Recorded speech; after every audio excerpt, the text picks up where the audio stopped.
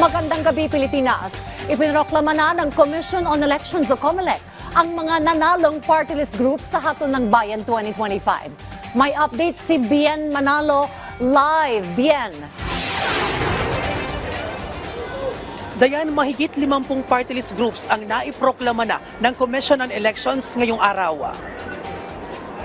Batay sa listahan ng COMELEC, 54 na party list groups ang pasok at magkakaroon ng pwesto sa Kongreso.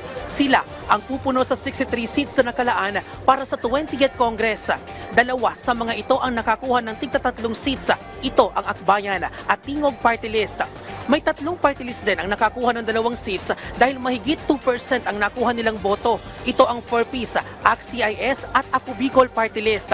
Pero may mga party list naman na hindi umabot sa 2% votes. Pero dahil sa Banat versus COMELEC na kaso sa Korte Suprema, kahit hindi na nakakuha ng 2%, ay bibigyan pa rin sila ng pwesto para mapunan ng 63 seats. Kabilang sa kanila ang Usuwag Ilonggo, Solid North, Trabaho, Sibaca, Malasakit at Bayanihan, Senior Citizen, PPP, ML at FPJ Panday. Pasok din dito ang United Senior Citizens, 4K, LPGMA at iba pang party list. Umabot sa 155 party list groups ang lumahok ngayong halalan. Umabot naman sa mahigit 41 million votes cast ang naitala ng National Board of Canvassers para sa party list groups.